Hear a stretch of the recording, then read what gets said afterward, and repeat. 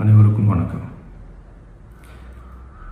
என் லைஃப்பில் இந்த மாதிரி ஒரு பெயின்ஃபுல்லான ஒரு சுச்சுவேஷனை நான் ஃபேஸ் பண்ணதே கிடையாது. மனசு முழுக்க வலி வலி மட்டும்தான். இந்த சுற்றுப்பயணத்தில் என்னென்ன மக்கள் பார்க்க வராங்க, அதுக்கு ஒரே ஒரு காரணம் தான், அவங்க என் மேலே வச்சிருக்கிற அன்பும் பாசமும். அந்த அன்புக்கும் பாசத்துக்கும் நான் எப்பவும் கடமைப்பட்டிருக்கிறேன். அதனால தான் இந்த சுற்றுப்பயணத்தில் மற்ற எல்லா விஷயங்களையும் தாண்டி மக்களுடைய சேஃப்டி, அதில் எந்த காம்ப்ரமைஸும் பண்ணிடக்கூடாதுன்றதுக்காக தான் அது என் மனசில் ரொம்ப ஆழமாக இருக்கும் அந்த எண்ணம்.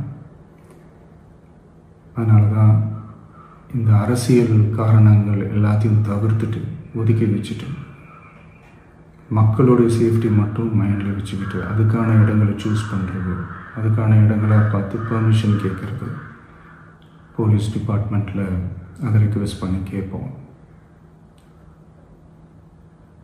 ஆனால் நடக்கக்கூடாதது நடந்துருச்சு.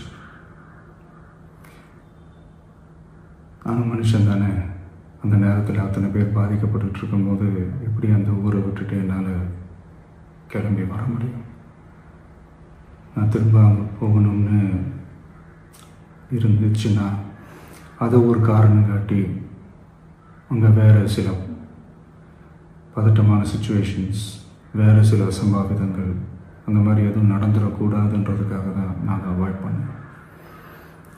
இந்த நேரத்தில் சொந்தங்களை இழந்து தவிக்கிற அத்தனை குடும்பங்களுக்கும் என்னுடைய ஆழ்ந்த இரங்கலை தெரிவிச்சுக்கிறேன். எனக்கு தெரியும், என்ன சொன்னாலும் இது ஈடேயாகாதுன்னு எனக்கு தெரியும். ஹாஸ்பிட்டலில் ட்ரீட் பண்ணிகிட்ருக்கிற எல்லாருமே சீக்கிரமாக க்யூர் ஆகி வரணுன்றதை இந்த நேரத்தில் நான் வேண்டிக்கிறேன். கூடிய சீக்கிரமே உங்கள் எல்லாரையும் நான் சந்திக்கிறேன். இந்த நேரத்தில் எங்களுடைய வலிகளை, எங்களுடைய நிலைமையை புரிஞ்சுக்கிட்டு எங்களுக்காக பேசின அரசியல் கட்சிகளை சார்ந்த நண்பர்கள், தலைவர்கள் அனைவருக்கும் என்னுடைய நன்றியை தெரிவிச்சுக்கிறேன். கிட்டத்தட்ட ஒரு 5 மாவட்டத்துக்கு பிரச்சாரத்துக்கு போனோம். இந்த மாதிரி எதுவுமே நடக்கல. ஆனால் கரூரில் மட்டும் ஏன் எப்படி நடக்குது, எப்படி நடக்குது? மக்களுக்கு எல்லா உண்மையும் தெரியும். மக்கள் எல்லாத்தையும் பார்த்துக்கிட்டு இருக்கிறாங்க. கரூரை சேர்ந்த அந்த மக்கள் அந்த உண்மையெல்லாம் வெளியில் சொல்லும்போது எனக்கு கடவுளே நேரில் வந்து இறங்கி அந்த உண்மைகள்லாம் சொல்கிற மாதிரி எனக்கு தோணுச்சு. சீக்கிரமே எல்லா உண்மைகளும் வெளியில் வரும்.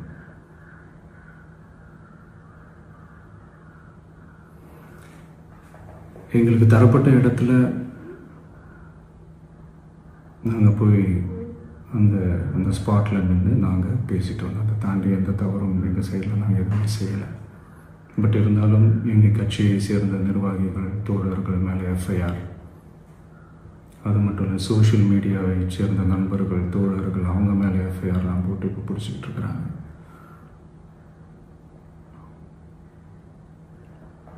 சிஎம் சார்,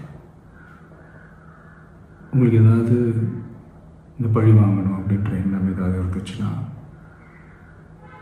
என்ன வேணாலும் பண்ணுங்க. அவங்க மேலே கை வைக்காதீங்க. நான் ஒன்று வீட்டில் இருப்பேன், இல்லை நான் ஆஃபீஸில் இருப்பேன். என்ன வேணாலும் செய்யுங்க. நண்பர்களே, தோழர்களே, நம்மளோட அரசியல் பயணம் இன்னும் ஸ்ட்ராங்காக, இன்னும் தைரியத்தோட கண்டினியூ ஆகும்.